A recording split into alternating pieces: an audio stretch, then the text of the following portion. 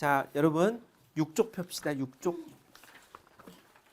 정을선전이라는 작품입니다. 자, 정을선전 먼저 한번 풀어보겠습니다. 제한 시간은 10분 드리겠습니다. 자, 지금부터 정을선전 조심해라 얘들아. 인물 많이 나온다. 시작.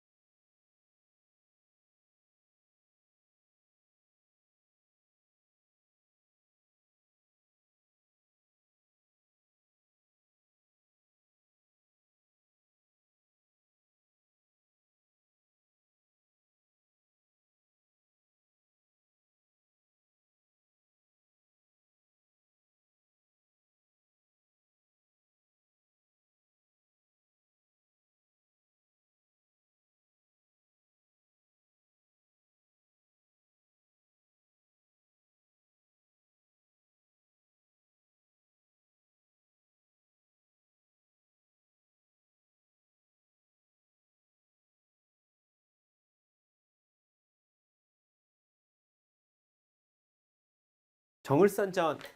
자, 정을선이라는 긴 얘기 속에서 이제 정을선이 있었던 짧은 사건의 약간 이야기는 후반부인 것 같아. 거의 후반부 끝에 와 있겠지. 자, 인물이 겁내 많았어. 인물 한번 정리해 보면서 가보겠습니다. 근데 소설 가면서 끊으라고 했습니다. 끊으신 분 손 들어 보세요. 끊어 읽었다. 그거 봐, 몸에 안 배지. 자, 끊어서 봐야 돼. 얘는 좀 재밌고 쉬울 거야. 보면서 이런 사건이 있었구나 정도 보니까 좀 머리가 맑아질 거야. 자, 승상정을선 동그라미. 출정한 사이 정렬부인의 모략으로 정렬부인 동그라미. 충렬부인이 오게 갇히자 충렬부인 동그라미. 12 금섬 동그라미. 충렬부인을 피신시키고자 자진한다. 옥에서 얼굴이 심하게 상한 금선의 시신 발견되자 왕비 동그라미. 왕비는 월매를 문추한다. 정자에서 정을선은 호첩이 전한 편지를 읽는다. 대박이죠? 여기까지. 몇 사람 등장했어요? 자, 줄거리에서만 승상, 정을선, 정렬부인, 충렬부인, 결혼 안 해야 돼 이래서 12 금선, 그 다음에 왕비, 그 다음에 월매, 그 다음 호첩. 자, 지금까지 7분밖에 하나, 둘, 셋, 넷, 7분 나오셨습니다. 제가 계속 가겠습니다. 원수가 대경하여 호첩을 불러 연고를 물으시고 인하여 중장군에게 중장군 동그라미 보시되 나는 집에 변이 있어 먼저 가니 중장군은 차후에 인솔하고 오라 하고 3일 밤낮을 득달하니 이때 왕비가 12월매가 종시 토설치 아니하매 종시 토설치 이게 무슨 말일까? 이런 단어들 계속 보면 토설하다 말을 뱉어내다 하겠지. 토설치 아니하니 개빡쳐가지고 매를 많이 맞고 여쭈오되 어여 바삐 죽이시면 금섬의 뒤를 쫓아가겠나이다. 이거 누가 말했어? 월매가 말한 거지. 죽여 나 죽여 나 그냥 금섬 따라갈 테니까 라고 월매가 멋지게 이야기를 했습니다. 자, 그 다음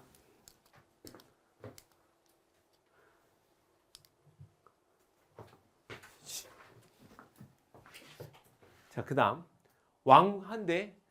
그러니까 여기서 또 하나 등장인물 우선 또 있지. 중장군 좀 떨거진데. 중장군 잠깐 나왔어. 자, 한데 왕비 크게 놓아요. 목을 베라 할 쯤에 기가 막히지 않냐? 인연이 하고 벨려 그러는데 잠깐! 뭐야? 이때 승상이 필마로 달려오가요. 월매 주기를 하는 거동을 보고 급히 소리를 지르며 말에서 내려 이를 구하며 문할 충렬부인 어디 계시냐라고 한 거야. 충렬부인. 그랬더니 월매 인사를 모르다가 승상 보고 대소 인사를 모르다가 인사를 안 해요. 승상이 왔으면 뭘 해야 돼? 일어나서 어서 오십시오. 죽여버렸는데 인사 그 뜻 아니다. 인사 뭐야? 인사불성이라는 뜻이야. 사람 못 알아보고 있었다고. 알았지?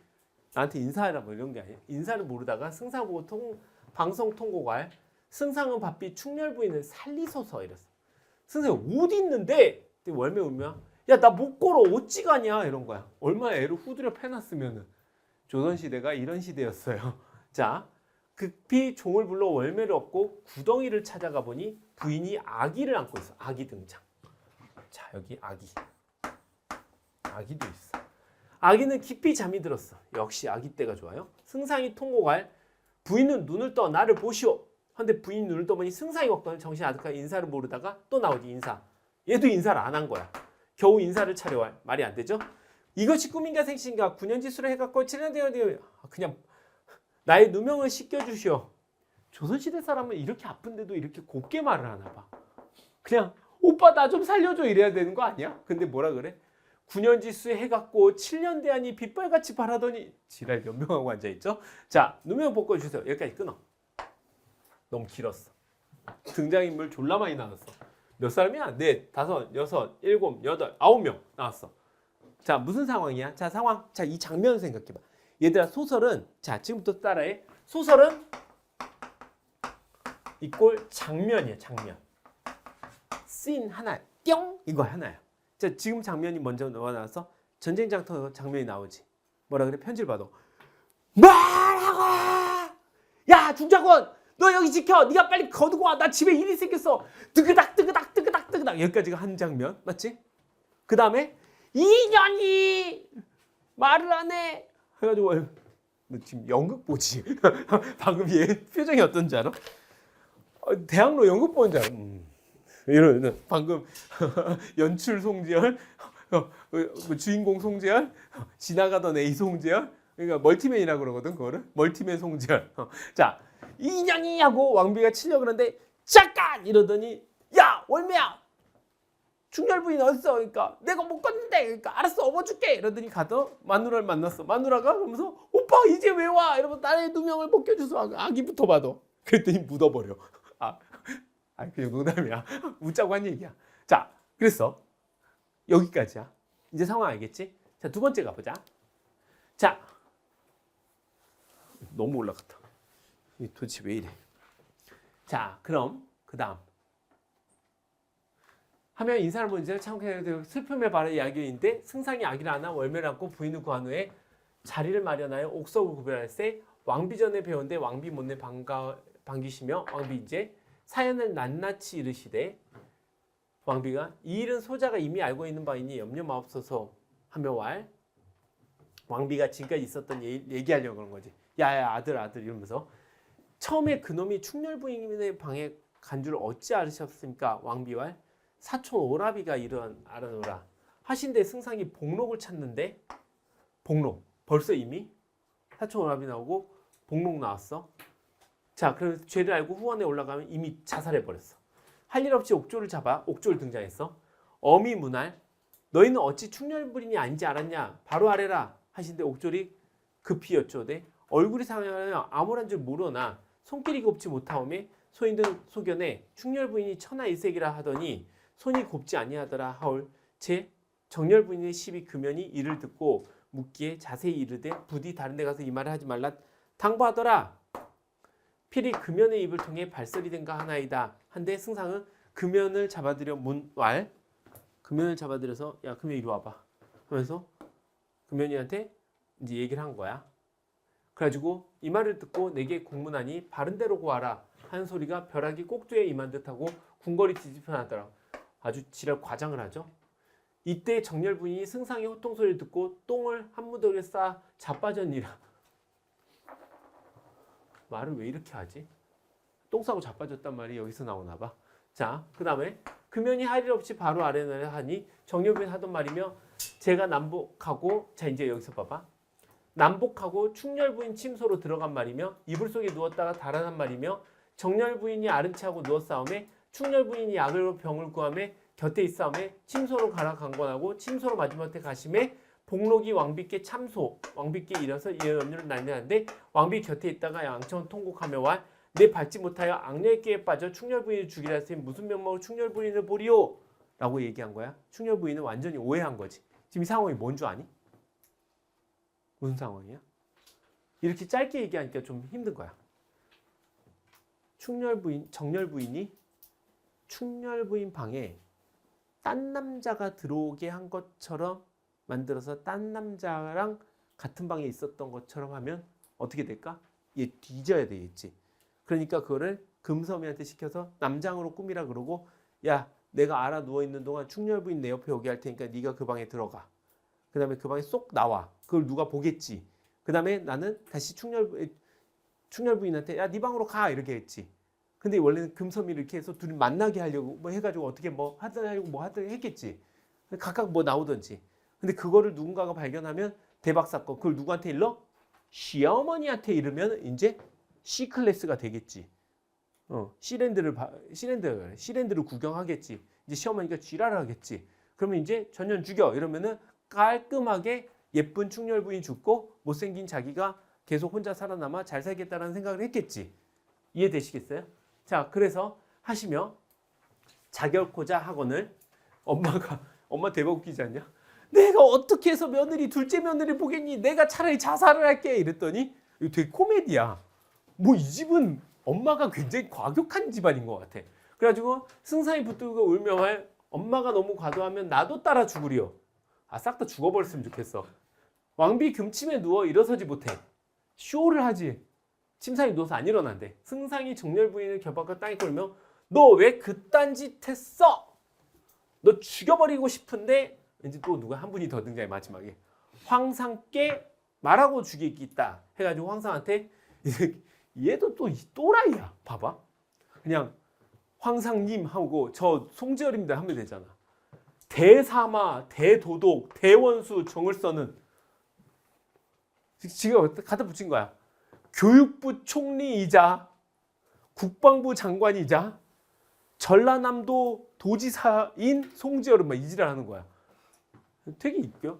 돈수 백배하고 아련하니 신이 서용을 사로잡고 서용을 잡았대. 백성을 지며 돌아올 때 집에서 급한 소식을 듣고 중장군에 맡겼고 필마로 돌아와 본즉 정렬분이 이런 변을 당하며 세상에 이런 일이 있사오니까 하고 금연이 꿈이 흉게 월매에 당하던 고초를 낱낱이 아뢰었다. 이러고 끝났어. 등장인물 몇 명 나왔게? 13명 나왔어. 13명. 이게 바로 고전이야. 그러니까 저번 고전이 웃겼던 거야. 저번 고전 혹시 뭐였는지 기억하는 사람? 그렇지. 이화전. 나왔던 사람 누구야? 이화. 문고리 3인방하고 또 문고리하고 또 누가 등장했지? 그 다음에 여우 한 명 나왔고 상 나왔고 부모 잠깐 나왔고 근데 거의 의미가 없었지. 자, 이런 건 내용이야. 자, 여기 한번 이제 문제 풀어봅시다.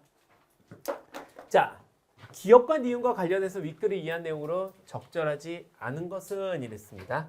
자, 1번 기억을 보니 기억 호첩에게 물은 연고의 내용은 왕비가 말한 사연의 내용과 관련이 있겠군이라고 했습니다. 기억 뭐니 여러분? 이 일은 소자가 이미 알고 있는 바이오니 염려 마소서 해놨어. 자, 호첩에게 물은 연고의 내용은 기억 호첩에 물은 연고의 내용 뭐야? 야, 집안에 뭔 일 났는데 호첩이 편지를 보낸 거지. 승상이 황상 대사마 대도독 대원수님 줬댔어요. 이거 보냈겠지. 그래서 잣댔어요. 보내니까 왕비가 말한 사연 내용과 어때? 관련이 있겠지. 비슷한 내용이겠지. 자, 기억을 보니 승상이 황상에게 올린 상소에 들어있는 내용은 이미 아는 바와 같겠군. 이건 어때? 황상에게 또 올렸지. 아는 바와 같겠군. 이게 틀렸지. 이때 조심해야 될 게 바로 뭐냐면은 사건의 얘들아 이거 또 적어놔. 사건의 순서를 잘 기억. 그래서 장면을 잘 기억하라는 거야. 장면이 뭐였어? 처음에 이렇게 하다가 충렬부인 구하려고 가서 충렬부인하고 애기 안고 와가지고 그 다음에 엄마 나 다 알아. 그때 엄마가 뭐 얘기를 하는데 엄마 조용 나 다 알아. 그 다음에 뭐라 그래? 금연 잡아다가 야 이씨 뭔 일이야 이렇게 했더니 사실은요 이러면서 정렬부인이요 이렇게 해가지고 얘기 다 했지. 그 다음 옥졸도 또 사실이 금연이가요 얘기 다 했지. 그래가지고 얘가 개빡쳤을 때 엄마가 미안해 내가 죽을게. 그러니까 엄마 죽으면 나도 죽을게 하고 편지 쓰는 이야기. 뭐 이렇게 장면이 바뀌었잖아. 그러면 이제 황상한테 보낸 편지는 어떤 내용이었을까? 얘들아?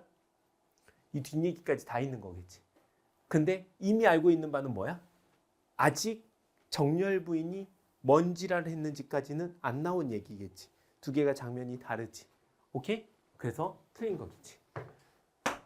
자, 니은을 보니 승상은 사연의 진상을 밝힌데 왕비가 그놈의 행위를 알게 된 경위가 중요하다 생각했겠군. 자, 니은을 보니 니은을 보니 처음에 그놈이 충렬부인 방에 어찌 알스쳤습니까? 이 말이 나왔어. 니은을 보니 승상이 사연의 진상을 밝히는데 왕비가 그놈의 행위를 알게 된 경위 그걸 왜 물어봤겠어? 그놈이 방에 어떻게 갔냐? 오라비가 일러준 거다라고 얘기를 하는 거 보면 그쪽에서 근거를 찾아서 이렇게 볼 수 있겠다 해야겠지. 그러니까 여기는 이쪽 아까 전에 자 여기 사촌 오라비가 이르러 요 부분에서 자 충렬부인 방에 어찌 간 줄 아셨습니까? 사촌 오라비가 승상이 복록을 찾는데 벌써 죄를 알고 얘가 자살하지. 여기까지가 이 이야기를 아는데 되게 중요하니까 여기가 18-3번의 근거가 되겠지. 이해하시겠죠? 4번 니은에 대한 왕비의 답을 보니 자 답을 보니 여기 있지. 왕비에게 그놈의 행위에 대해 제보한 사람이 있었고 누구야? 사촌 오라비자. 여기 18-4번. 여기 소설에다 써놔. 소설의 근거는 소설에다 써놔야 돼. 얘는 몇 산 몇 이게 안 돼. 알았지? 그냥 소설에 써놔야 돼. 5번 니은이 제시된 후에 드러난 복록의 상황을 보니 복록은 자신이 지은 죄에 대해서 심리적 중압감. 여기 보면은 복록이 뭐라 그러니? 굿바이 하고 가지. 여기 어때? 복록을 찾는데 복록은 어때? 자, 벌써 죄를 알고 후원에 올라가 굿바이를 찍었지. 그러니까 중압감을 느낀 거겠지. 여기에서 또 18-5번을 볼 수가 있겠죠. 이렇게 보시면 됩니다. 오케이? 자, 그래서 정답은 2번 되겠습니다. 19번. 누명에 관한 설명으로 가장 적절한 것은 이랬습니다. 1번. 누명이 벗겨지면서 누명이 벗겨지고 있지. 어디서 벗겨지고 있니? 이제 어때? 충렬 부인 찾으면서 벗겨지고 있지. 누명을 썼던 인물은 자신의 어리석음을 탓하고 있다라고 했어. 자신의 어리석음을 탓하고 있는 인물은 누구야? Mother King. 뭐지? Queen이겠지. 맞지? Mother. 그러시겠죠? 그러니까 누명을 썼던 인물이 잘못됐겠죠? 2번. 누명을 쓴 인물의 요청으로 남주인공은 누명을 씌운 인물의 처벌을 유보한다라고 했어. 유보한다. 보통은 유보를 해. 그러지 마세요. 오라버니 괜찮아요 이래야 되는데 여기서 뭐라 그래? 전연첫 죽여주세요 이러지. 어디서? 아까 어디서? 구댕이에서 나오면서 자기의 누명을 벗겨달라고 얘기하지.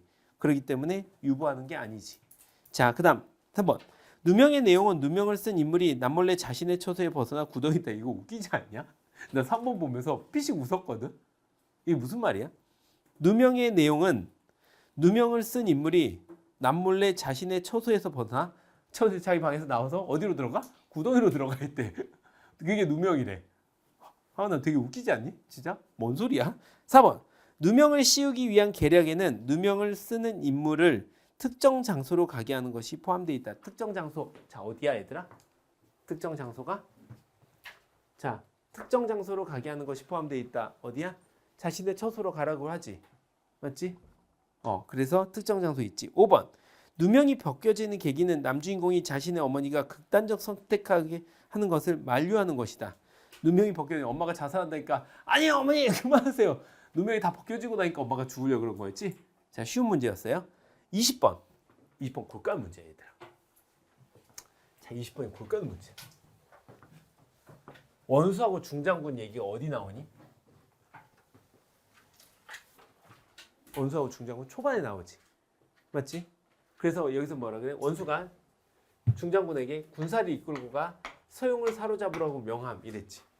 혹시 선생님이 저번 시간에 그 두 번째 지문 풀 때 그 얘기 해준 적 있지 않니? 마지막 그 전기 지문, 그 소리 지문에서 지문의 바로 옆에 정답의 근거가 있는 거에 있다라고 얘기를 하거든.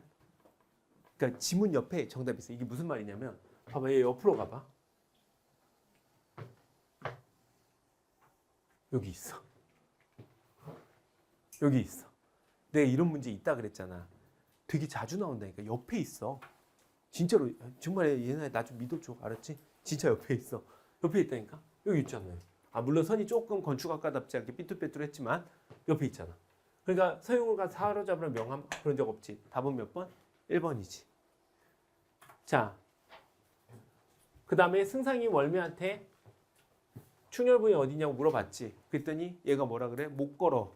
그래가지고 자기가 직접 가서 구덩이 알려줬지. 3번 옥졸 금연. B가 A로부터 옹중 시세 정체와 관련된 정보를 어때? 옥졸한테 얻지. 그 다음에 옥졸 승상. 자, A가 B에게 금연이 옥중 시세에 발사했을 것이라는 의혹을 제기한 거 아까 앞에 금연으로 추정됐다 얘기했었지. 금연 승상. 자, B가 A로부터 정렬부인 거짓을 알아누었은 정보를 어때? 말했지. 사실요 정렬부인이요 저한테 남자를 입혀가지고요 이거 다 얘기해버렸지. 얘가 훌륭한 직원이죠. 내부 고발자라 그러죠. 자, 그 다음 봅시다. 21번. 자, 21번에 자 정답은 이게 4번이었어. 되게 말을 장난을 쳐놨어. 월매가 매를 맞는 장면에서 잘 봐. 월매는 자신이 모시는 주인에게 죽음을 각오하고 진실을 밝힘으로써 능동적인 행위자를 지향하고 있음을 알 수 있다라고 했어. 보통은 끝까지 진실을 밝히다가 죽잖아. 근데 여기서는 진실을 밝혀 안 밝혀? 진실을 말 안 하지. 왜냐? 누구도 믿을 수가 없으니까 말 안 하지. 끝까지 말하고 뭐라 그래? 나 죽여 그냥 차라리 나 금섬 따라갈게. 이래버리잖아. 그러니까 그냥 편하게 그것이 알고 싶다처럼 봐버리면 망하는 지문이었어요. 진실을 밝히지 않고 진실을 말 안 해주고 있었죠. 정답은 4번이었습니다. 오케이. 잘 풀었죠? 자, 그 다음. 이번에 그럼 연달아 또 하나 풀어봅시다. 자, 우리 C 풀어봅시다. 22에서 27. 자, 제한 시간 몇 분 줄까? 추천. 8, 9, 10, 11, 12. 10분. 오케이. 준비. 시작.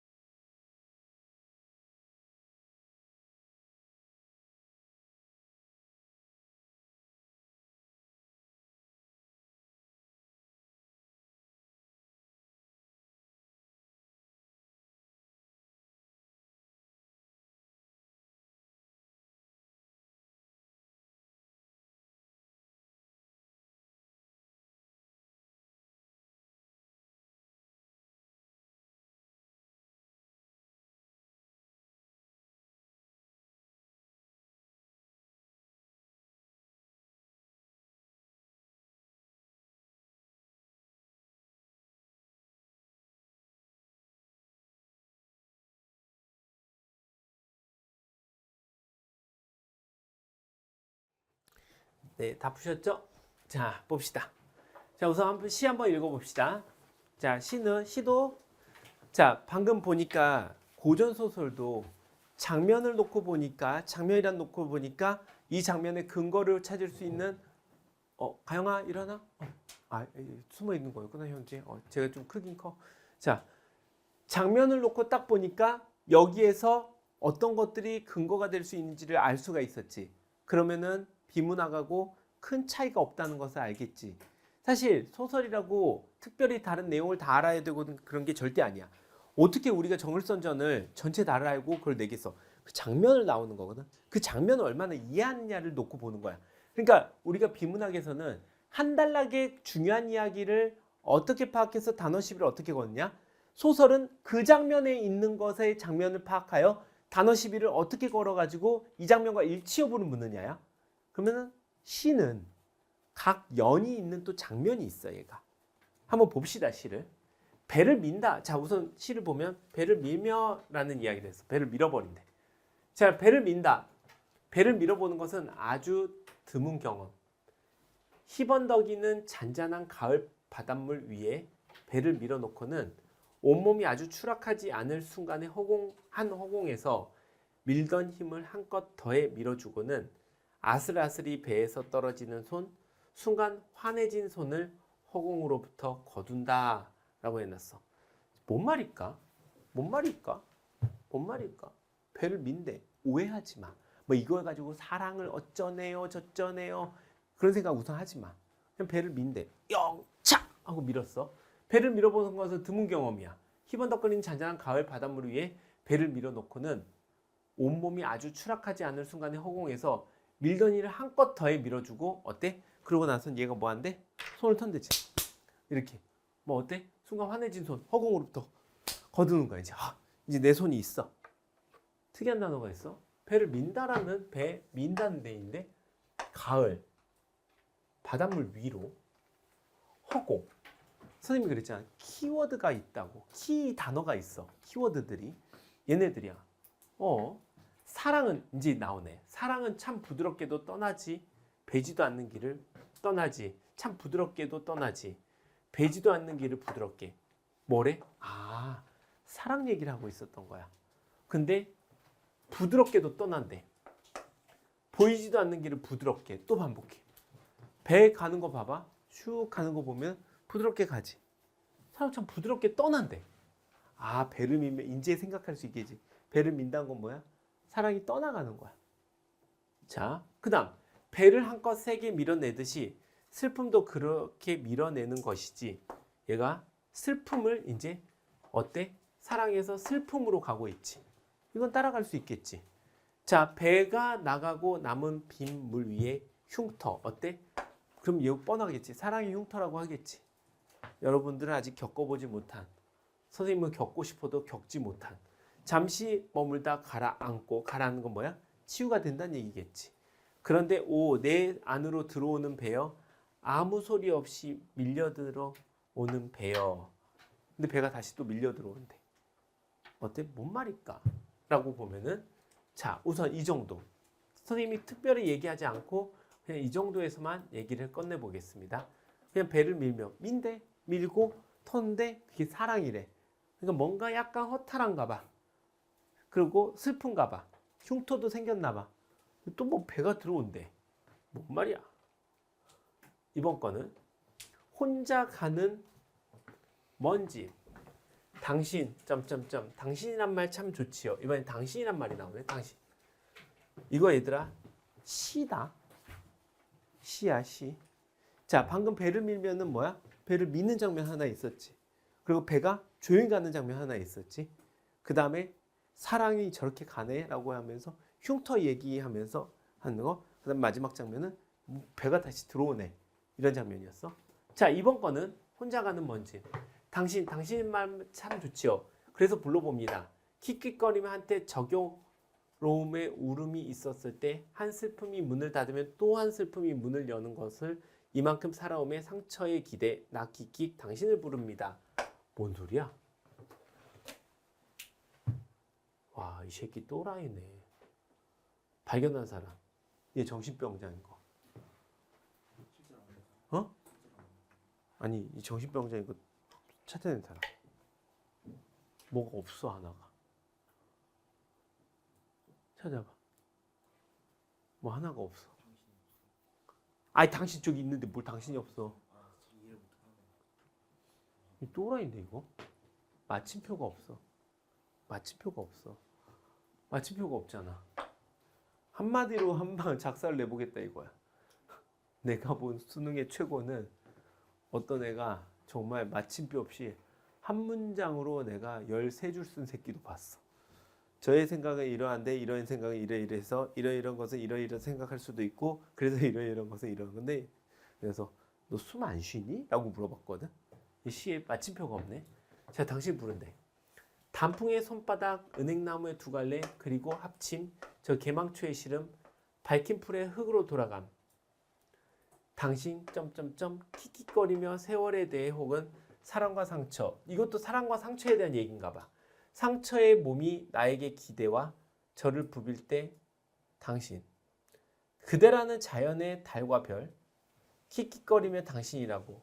금방 울 것 같은 사내의 아름다움. 그 아름다움의 기대 마음의 무덤에 나 벌초하로 진설 음식도 없이 맨술병 차고 병자처럼 그러나 치병과 환우는 각각 따로인 것을 킥킥 당신 이쁜 당신 당신이라는 말 참 좋지요 내가 아니라서 끝내 버릴 수 없는 물을 수도 없는 참혹 그러나 킥킥 당신 제정신은 아닌 것 같아.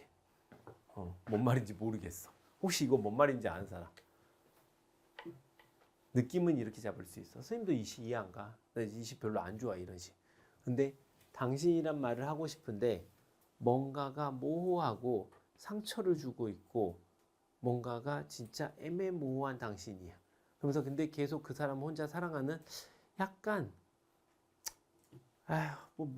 그냥 약간 좀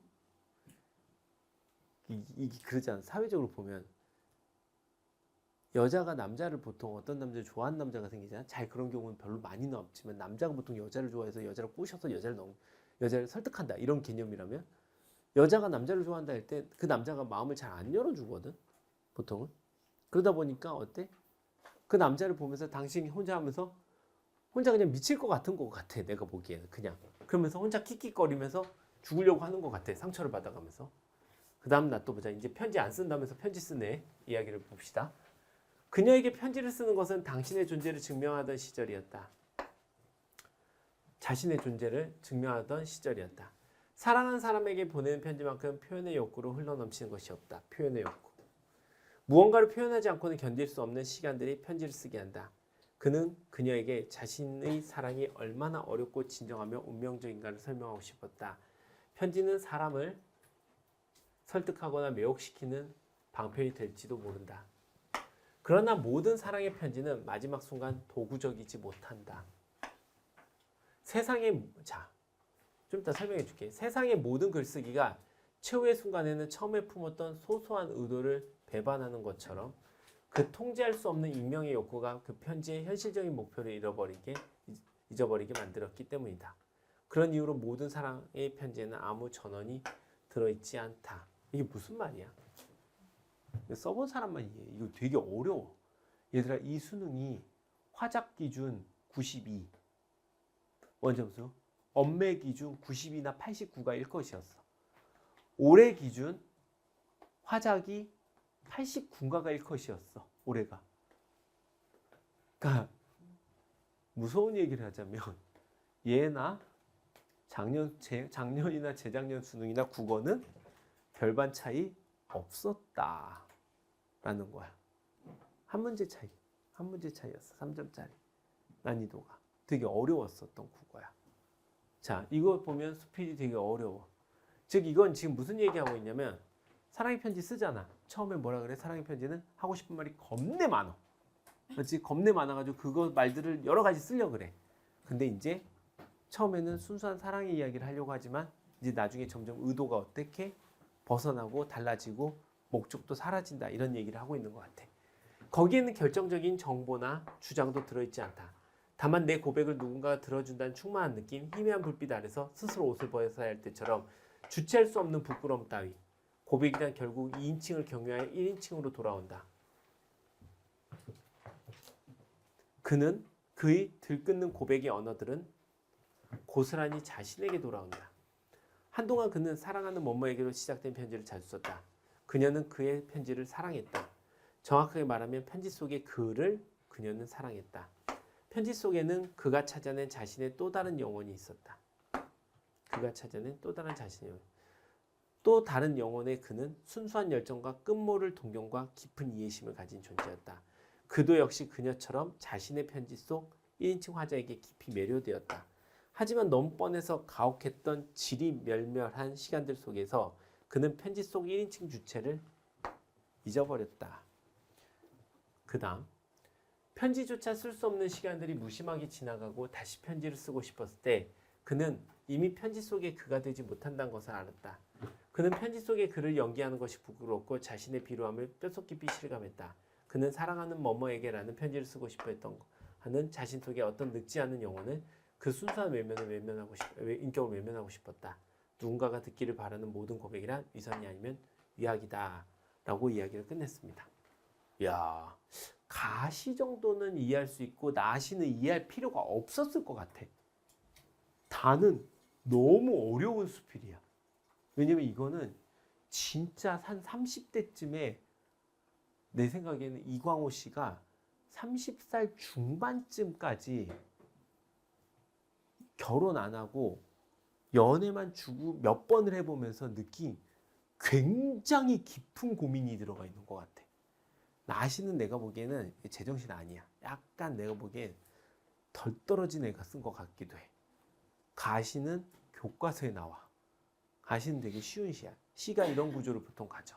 그래서 보통 시는 다 아는 것이 나올 거라는 생각을 할 필요는 없을 거예요. 자, 근데 문제 풀 때는 또 달라요. 봅시다. 가다의 공통점으로 가장 적절한 것은, 자, 이렇게 읽어서 쫄지 마. 우선 문제부터 가는 거야. 왜냐하면 선생님이 그랬잖아. 비문학도 이해 못해. 문학도 이해 못해. 그러고 문제를 가가지고 이해를 하는 거지. 이거를 문제를 처음부터 간다? 자, 그럼 가령 봐봐. 이거의 마지막 문제를 한번 보자. 여기서 보면 다에서 편지를 받는 사람뿐만 아니라 쓰는 사람은 스스로 자신을 향한 것이기도 하다. 그러니까 뭐 편지를 받는 사람뿐만 아니라 쓰는 사람 자신을 향한 것이기도 뭐야? 자기를 위해서도 쓴다는 거야. 여기서는 맞지? 상대에 대한 열망으로 사랑의 편지를 쓰지만 결국은 자신을 표현하는 거야. 오, 그럴 수 있어. 나 너 사랑해를 처음에 전달하려고 빡 했어. 근데 잘 봐.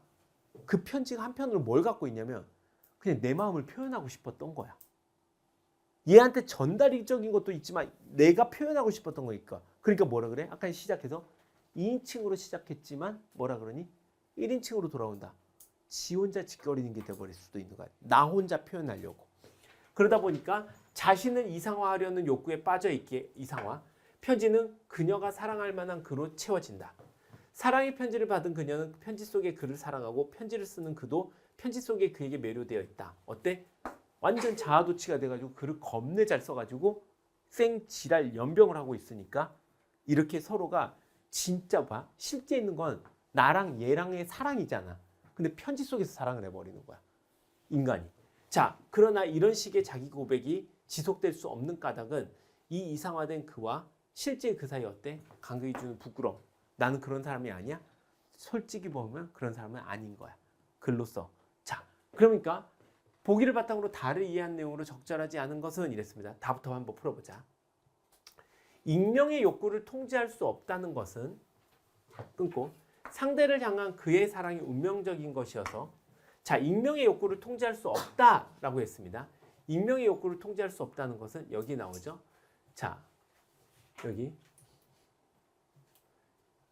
통제할 수 없는 익명의 욕구. 자, 여기서는 뭐라고 하니? 자, 그러나 모든 사랑의 편지 마지막 순간 도의적이 못하다. 사랑의 모든 글쓰기가 최후의 순간에 처음에 품었던 소소한 의도를 배반한 것처럼 그 통제할 수 없는 익명의 욕구가 그 편지의 현실적인 목표를 잃어버리게 만든다라고 했습니다.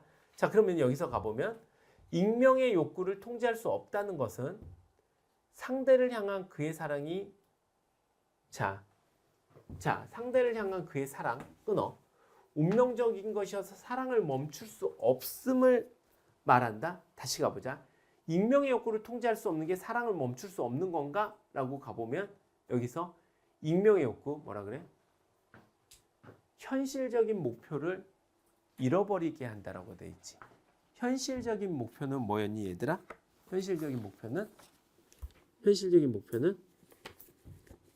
사랑을 현실적인 목표를 통제할 수 없는 인명의 욕구가 현실적인 목표는 그 위에 올라가 보면은 그녀는 사랑이 얼마나 어렵고 진정한 운명이기를 설명하고 싶었다가 현실적인 목표지. 근데 통제할 수 없는 인명의 욕구가 그 편지 현실적인 목표를 잃어버리게 만든다. 근데 거기서 뭐라 그래? 사랑을 멈출 수 없음을 말하는 것이다. 사랑을 멈출 수 없다. 밑줄 그어. 멈출 수 없다. 내가 멈출 수 없고 말고의 이야기가 아니라 여기서는 뭐야? 자신이 사랑을 얼마나 어렵고 진정한 운명적인가를 설명하고 싶었지. 내가 너를 멈출 수가 없어 라는 말을 한다. 멈출 수가 없다는 말이 잘못 듣겠지. 여기서는 조금 어렵지. 멈출 수가 없다. 여기서 이 글을 보자. 이 부분을 다 읽어봐. 수필이다 보니까 현재에서 존재가 증명한 시절이었다.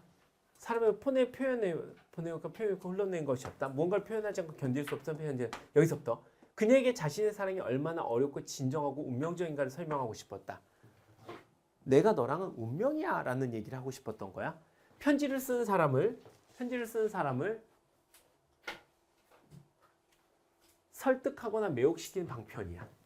그러나 모든 사람의 편지는 도구적이지 못하다. 세상의 모든 편지는 품었던 소소한 의도를 배워 통제할 수 있는 인명의 욕구가 그 편지의 현실적인 목표를 잃어버리게 만든다. 통제할 수 없는 익명의 욕구.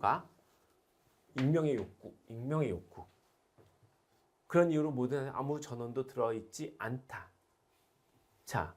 통제할 수 없는 익명의 욕구가 그 편지의 현실적인 목표를 잃어버리게 만든다.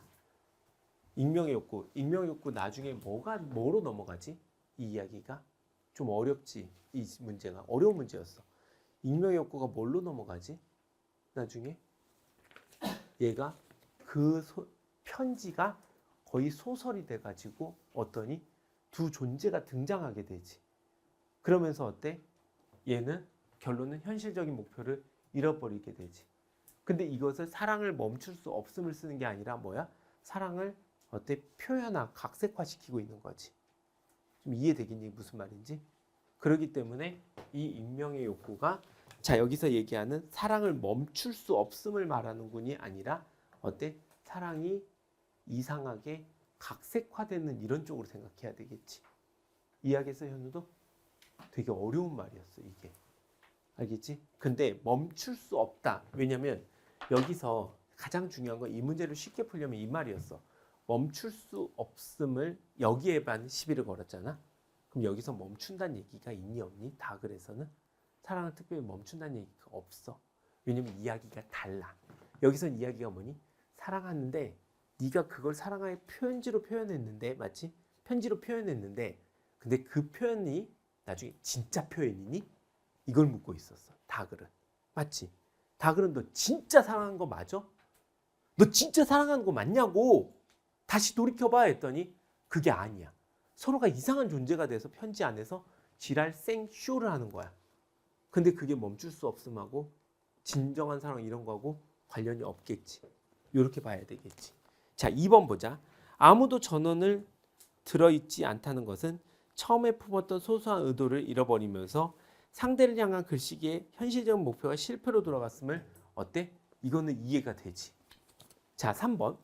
2인칭을 경유하여 1인칭으로 돌아온다는 것은 편지가 상대를 향한 도구적 기능을 하지 못하고 자기 고백에 그치게 됨. 자기 고백 가능하겠지.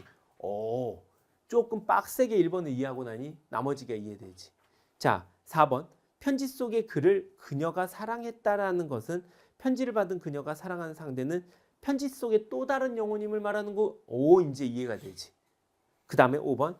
자신의 비루함을 뼛속 깊이 실감했다는 것은 실제 자신과 이상화된 자신 사이의 간극을 자극한 그의 부끄러움에 빠져. 이제 다 수필 이해돼 안 돼? 이해되지. 문제가 이해시켜줘 버렸어. 신기하지?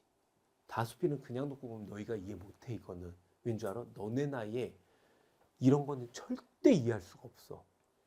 왜냐하면 너희는 이 나라가 작 같은 게 사랑을 하지도 못하게 만들어 놓고는 편지도 못 쓰게 만들어 놓고는 사랑의 편지를 가지고 느껴보래. 뭔 이런 말도 안 되는 소리를 하고 앉아있어. 나 같으면 수능 이런 거 안 낼 것 같아. 왜냐면 너무나 불쌍한 우리 현실을 알아야 되는데 교수님들 이 대부분 이게 40대 넘어서 50대들이 들어갈 거거든. 30대들 좀 그냥 검토위원으로 들어갈 거고. 근데 선생님 때는 또 사랑 편지 써봤어? 처음? 안 써봤지? 선생님 사랑의 편지만 지금까지 한 200통은 써봤을 거다. 난 이걸 보면서 자기 반성이 되거든. 진짜. 아, 그랬을 수도 있구나. 내가 진짜 중학교 3학년 때부터 사랑의 편지를 써봤거든. 진짜로. 되게 멋있어. 지금 보면 되게 병신 같아 보이는 게 아니라 그것도 되게 좋은 추억이야. 손편지 써본 적 있어? 없지. 손편지가 지금은 최고의 빅 아이템이야.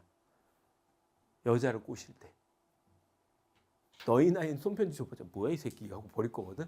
근데 한테 대충 20대 중후반쯤 넘어가서 세상이 각박하고 회사에서 참 맨날 이메일 날라오고 카톡 날라오고 상사가 언제 어디까지 뭐 했니 막 이런 거 날라오고 이럴 때 누군가가 좋은 선물을 하나 해주면서 그게 굳이 명품이 아니더라도 선물을 해주면서 따뜻한 말 한마디로 사랑하는 누구에게 한 다음에 오늘 저녁은 뭐 밥은 잘 먹었니? 라고 쓰면서 손으로 한 땀 한 땀 해가지고 삐뚤빼뚤 글씨 써가지고 좀 근데 예쁘게 쓰는 게 좋겠지.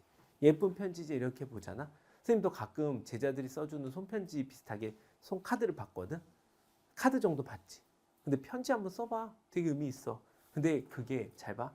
계속되다 보면은 과연 그 편지가 진짜 이 여자한테 내가 사랑을 처음에 목적은 뭐야? 진정으로 내가 널 사랑해서 그 마음을 유지시키고 싶어서 원래 편지를 쓰겠지.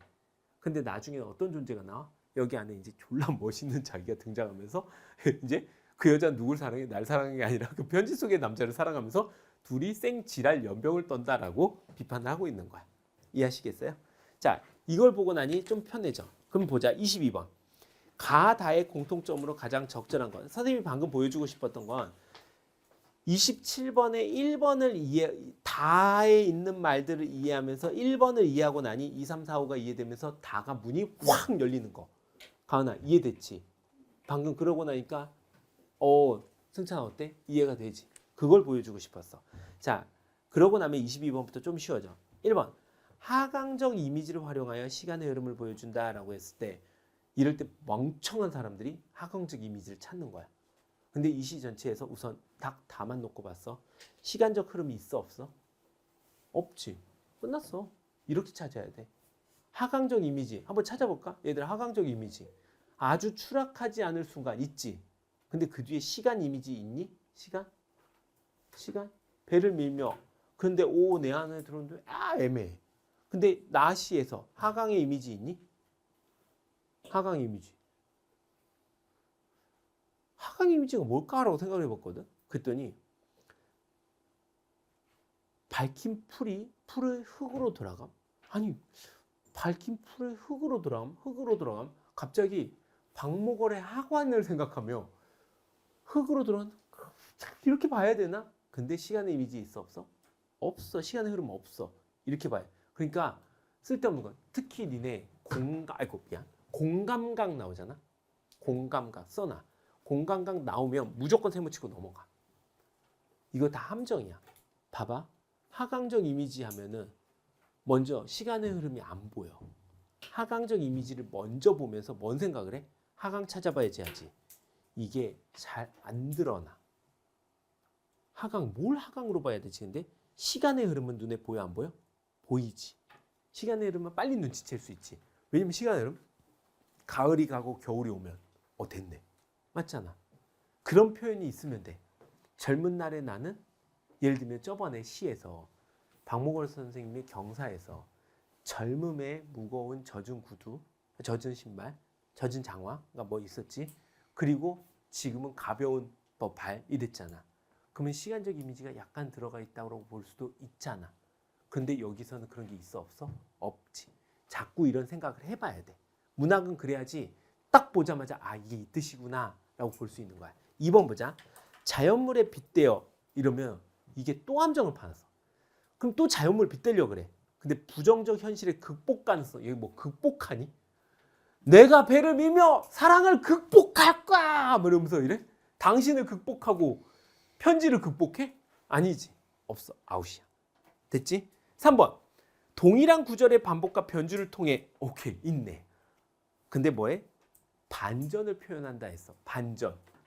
배를 밀다가 밀었는데 동일하게 배를 밀며 밀렸는데 밑에 보니 줄로 묶여 있더라. 그래서 배가 다시 오더라. 졸라 반전이지. 그런 거 있어? 없지. 그러니까 개소리예요. 4번. 특정한 행위를 중심으로 끊어. 특정한 행위 있어 없어? 배를 밀고 킥킥거리고 편지 쓰고 행위 주체와 대상과의 관계. 어때? 사랑이 헤어지는 관계, 당신이란 관계, 편지를 쓰는 관계. 가능성이 있을 것 같아. 5번. 공간의 이동에 따라 땡큐 아웃. 공간 전혀 없지. 답은 4번으로 볼 수밖에 없겠지. 이해되시겠어요? 그 다음 23번. 그러니까 이 시가 사실 다의 수필이 겁내 어려운 수필이었어 이게. 근데 너희들한테 문제는 겁내 친절하다. 왠 줄 알아? 23번에 가에 대한 이해로 적절한 거. 24번 나에 대한 당신을 위해 적절한 거. 27번 다에 대한 이해로 적절한 거. 뭐야? 여러분 힘드시죠? 가, 나, 다 저희가 해설해 줄 테니 쫄지 말고 가세요. 그래서 수능은 돌격부대여야 돼. 알았어? 수능 쫄아가지고 그대로 앉아있으면은 멈춰서 녹아버린다. 그래서 수능은 하나 돌격부대로 가야 돼. 계속. 알았지? 가다 보면 걸려드는 게 있고 정보가 있어. 그리고 안 되면 세모, 되면 동그라미. 그리고 넘어갔다가 세모 돌아오면 다 풀려. 어려운 거 없어. 준혁이 알겠지? 자, 계속 가보자. 가에 대한 이해로 적절하지 않은 거 이랬습니다. 자, 1번. 아주 추락하지 않을 순간에 배를 밀어 손이 아슬아슬 배에서 떨어진다는 것은 이별의 정서적 긴장감? 가능할 수 있겠지. 밑줄 근 다음에 이별의 정서적 긴장감 밑줄 그어야겠지. 2번.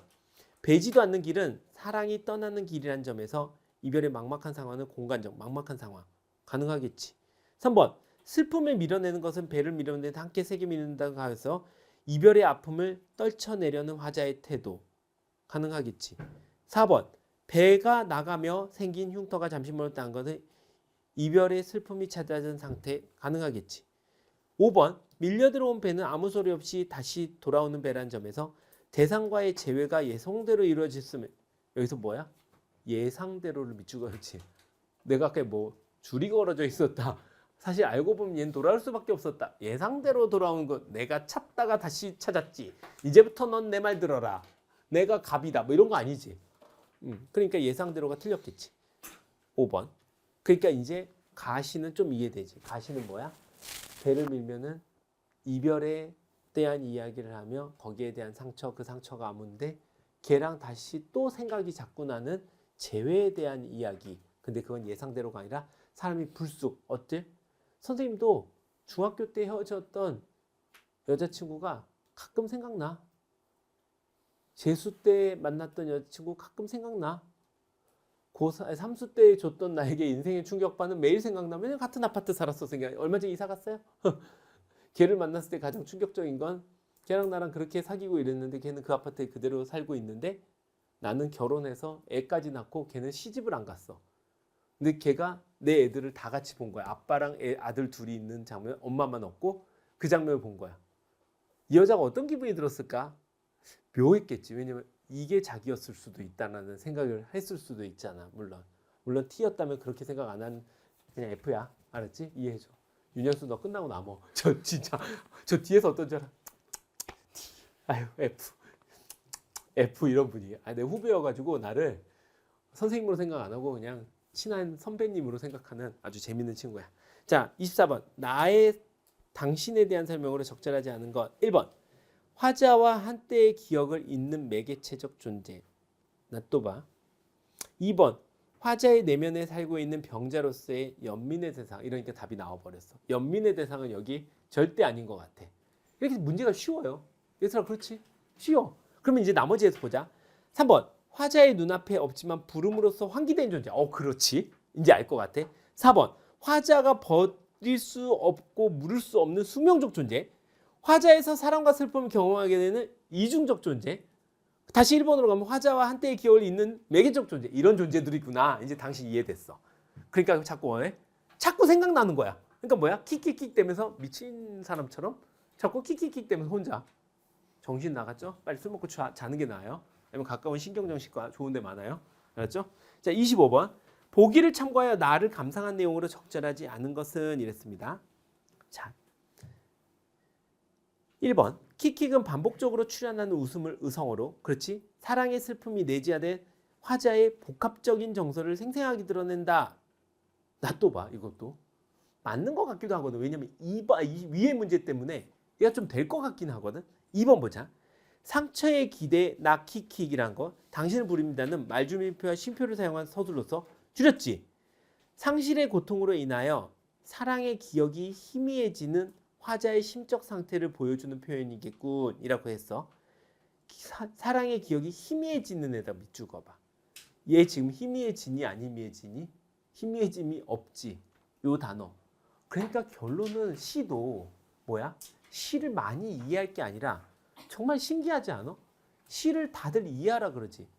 맞지, 태연아? 근데 시를 이해할 게 아니라 이해가는 거지. 그리고 이해가는 속에서 너희들한테 지뢰와 같은 함정 단어를 하나씩 놔둬. 니네가 못 밟고 터지도록.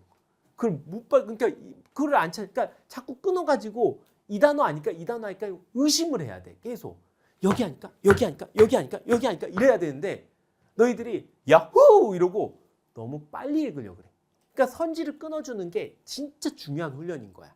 그러다 보면 단어가 쪼개져서 아이고 짠하고 짠하고 나와. 짠하고 나와. 너무 액션이 오늘 과하지? 짠하고 나와. 흥분해서 그래. 자, 그 다음 보자. 킥킥거리며 세월에 대한 혹은 사랑과 상처에 맥락 없이 보이는 표현들이 한데 이어진 서술로서 감정들이 뒤섞인 화자의 내면. 아, 이렇게 볼 수 있겠군 하면서 딴 게 볼록 올라온 애가 있어. 두더지가. 그럼 걔면 나머지가 덜 이상하지. 그러니까 더 나쁜 새끼를 찾아버리면 나머지가 답이 괜찮다라고 보이는 케이스들인 거야. 이해하겠지? 그렇게 되다 보면 마음의 무덤은 화자의 심적 상태를 형성한 서술로서 상실의 고통을 안고 생을 살아가는 데에 대한 화자의 내면 비운다. 이쁜 당신이 이러게 된다 하는 거야. 자, 26번. A, B에 대한 이해로 가장 적절한 것은 이랬습니다. 1번. A는 치병의 노력으로도 환우가 사라지는 것은 아니다라는 화자의 인식을 말한다 라고 했습니다. A. 자, 치병과 환우는 각각 따로인 거. 치병의 노력으로도 치병머리 병을 다스린 건데 그 다음에 환우, 병이란 게 사라지는 것은 아니라는 화자의 인식. 처음부터 답을 넣어버리면 어떡해? 2번. A는 화자가 대상의 아름다움을 발견함으로써 자신의 환우를 의식하지 않게 돼요. 화자가 대상의 아름다움을 발견함으로써 자신의 환우를 의식하지 않는 완전 개소리하고 앉아있지. 그 다음에 3번.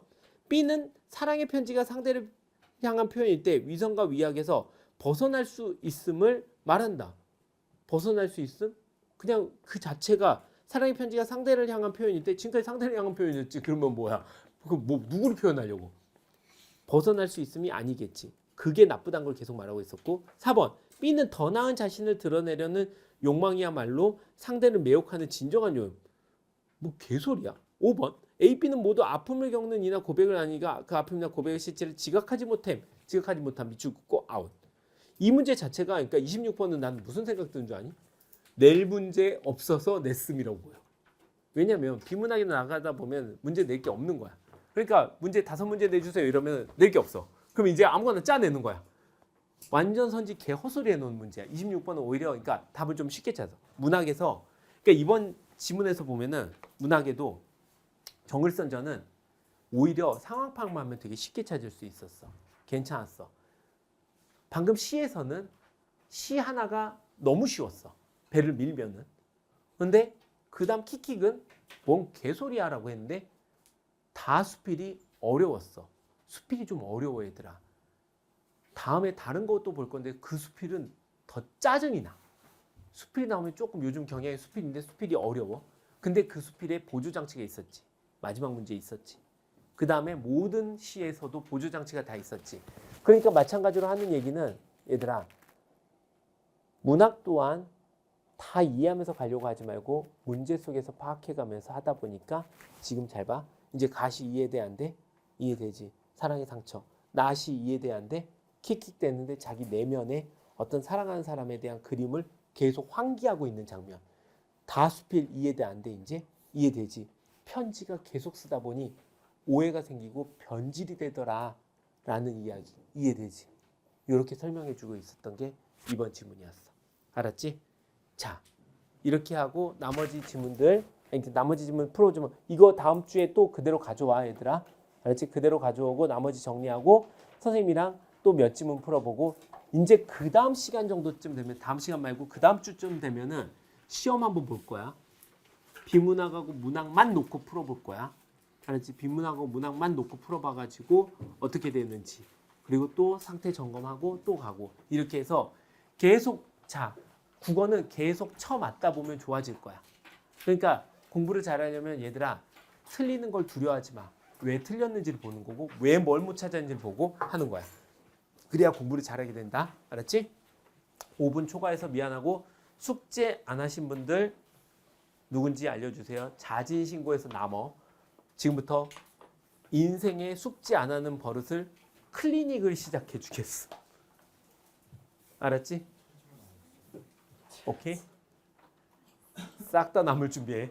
집에 안 보내줄 거야. 자, 오늘 수업은 여기까지 하고 일요일 저녁인데 가서 학원 있는 사람은 어쩔 수 없고 쉴 수 있는 사람은 좀 쉬어라. 이쯤에서 한번 쉬었다 가는 것도 좋아. 사실 선생님이 너희 수업이 제일 좋아. 왠 줄 알아? 이 뒤에 조금만 일하고 좀 쉴 수 있거든. 그래서 이 뒤에 있는 인간들을 조금만 잘 딴 시간으로 옮겨놓으면 나도 일요일 저녁을 좀 쉬고 싶어. Thanks God, it's Sunday evening. 오케이? 수고했습니다.